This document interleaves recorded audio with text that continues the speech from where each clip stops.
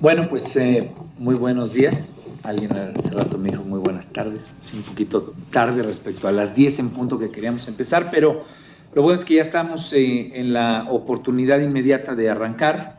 Yo le agradezco mucho a todas y a todos los que están aquí presentes, obviamente a Alejandro Calvillo, con quien hemos tenido la fortuna de ir andando esta batalla que tiene que ver con no solamente discutir la parte de los impuestos a los alimentos chatarra, a las bebidas endulzadas, sino el ir buscando que esto se ponga en conocimiento del pueblo de México, de los mexicanos y las mexicanas. Yo soy del estado de Guerrero y siempre me gusta pues comentar un poco por qué el interés de meterme a este tema, ¿no? No es un tema fácil de remontar. Siempre cuando arrancas una discusión alrededor de los impuestos, pues siempre y especialmente cuando se gastan mal los impuestos, como es el caso de México, donde el gobierno mexicano no ha sido efectivo y contundente en cómo gasta no solamente los impuestos del refresco, sino todos los impuestos en general, pues siempre es difícil porque existe la percepción de que cada peso que sale del bolsillo de los mexicanos, pues termina yéndose a comprar casas blancas, a financiar otras cosas que mucho tienen que ver, desafortunadamente y tristemente, con la corrupción y con el mal gasto en servicios y en bienes públicos. Pero bueno, esto, digamos que es un preámbulo frente a este tema. Se los comento porque, como se dijo, yo soy del estado de Guerrero. Tuve la oportunidad de ser secretario de Desarrollo Rural hace algunos años. Y en Guerrero, especialmente en la montaña, en las partes nahuas de la zona norte, en las partes amuzgas de la Costa Chica, digamos, en ese caleidoscopio de visiones y de lugares que desafortunadamente se caracterizan por ser las zonas más pobres del país. La montaña ha sido históricamente una de las zonas más marginadas de nuestro país. Me encontré yo cuando era secretario de Desarrollo Rural con una situación pues, muy preocupante, ¿no? Alarmante, no sé qué adjetivo, pero yo creo que de los más preocupantes que me ha tocado ver en mi vida, ¿no? En estos lugares donde estábamos nosotros buscando implementar estrategias para la seguridad alimentaria, nos encontramos con niños y niñas que tenían una doble característica y que son la representación de mucha de la pobreza que está en ese país, pero que no en esa región, pero que no solamente es en esa región, sino que es uno de los problemas que hoy representan la marginación y la pobreza de México. Niños con una doble condición, una condición de tener manchas, estas manchas que son características de la desnutrición, las manchas de anemia, y al mismo tiempo obesidad. Entonces, tener en estas zonas a niños con desnutrición y con obesidad, pues es realmente es la tormenta perfecta, ¿no? Es estar teniendo niños y niñas, mexicanos y mexicanas, que tienen la peor condición, ¿no? La peor condición en términos de cómo pueden medianamente tener un mejor proyecto de vida si su condición de salud, si su condición de vitalidad está afectada, al no tener nutrientes y al no tener una posibilidad estable a futuro en términos de lo que significa la obesidad, ¿no? La obesidad deviene y es parte de lo que buscamos con estas exposiciones, poder poner en alerta y en conocimiento de la gente que la obesidad tiene que ver con diabetes, con las enfermedades más terribles, para los cuales precisamente estos lugares que son los más marginados son los que menos adaptados están, enfermedades de tercer nivel que tienen largos periodos de duración,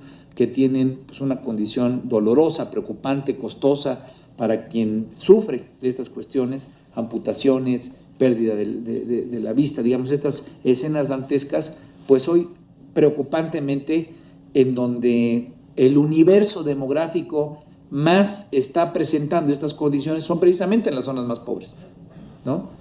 Y esto lo quiero traer a colación porque cuando era secretario pues dije, algo hay que hacer al respecto. Entré como diputado federal, empezamos a tomar esta lucha, nos conocimos con Alejandro más o menos desde entonces y ahora tengo pues la fortuna de tener aquí a mi lado a Amaranta que hizo este documental y bueno, pues ha sido una batalla. 1 de cada 3 mexicanos, si no cambiamos los patrones de consumo, en los próximos 20 años corre el riesgo de tener diabetes, corre el riesgo de tener alguna enfermedad crónico-degenerativa relacionada con la obesidad. Y eso significa, pues, si hoy somos 120 millones de mexicanos y mexicanas, pues que 40 tengan esa condición. No es un dato menor. Y que tal vez 40 estén ubicados y colocados en esas zonas que son las zonas más marginadas.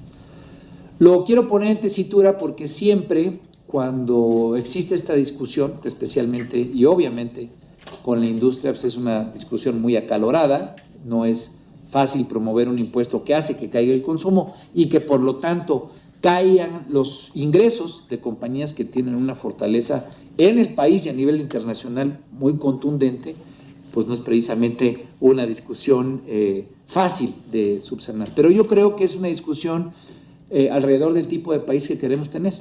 ¿Qué país queremos tener? Un país donde 1 de cada 3 de nuestros compatriotas, de la gente que nos rodea, tenga esta condición y que especialmente en estas zonas marginadas pues sean las zonas que más deterioro tengan, o un país con bienestar, con salud, etcétera.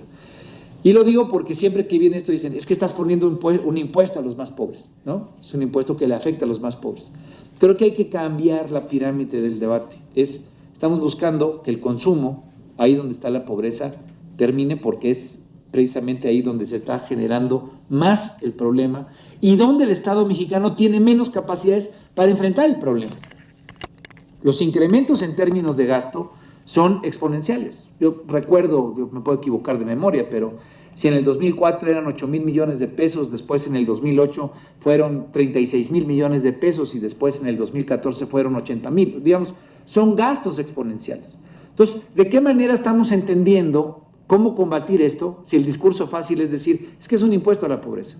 ¿Por qué? Porque hemos dejado a esas áreas pobres abandonadas para que no tengan agua potable, para que los niños, especialmente en esas escuelas, no tengan acceso a otra forma de tener un líquido, ¿no? Porque hemos como país definido que como ellos son pobres, pues están condenados a eso, a tener el riesgo de tener una enfermedad de esta naturaleza. Y creo que esa reflexión es una reflexión que como mexicanos tenemos que dar, y es una batalla que tenemos que dar. Y por eso estar hoy presentando Dulce Agonía, que es un instrumento, me parece que potente, culturalmente, digamos, capaz de movernos fibras, que es precisamente lo que se trata este debate. Este es un debate de pesos y centavos, no es un debate de cuánto pierdo, cuánto gana una empresa. Claro, hay que cuidar las empresas, hay que cuidar los empleos que representan, pero también tenemos que tener del otro lado de la cancha cuántos niños, cuántas niñas hoy ocupan la triste representación de México como el primer lugar en obesidad infantil y sobre todo en diabetes infantil. Entonces, ese es el país que tenemos hoy y es el país que hay que cambiar.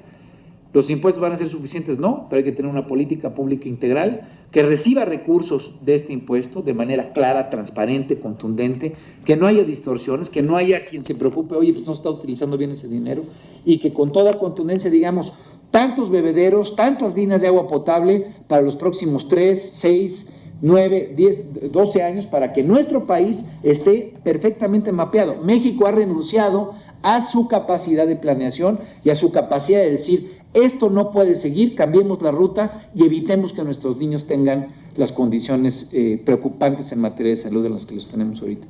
Pues de eso se trata esta presentación. Yo me siento contento de que estén ustedes aquí. Le quiero dar la palabra a Alejandro y después obviamente a Amaranta para que ella nos comente de manera particular sobre este interesante documental. Muchas gracias.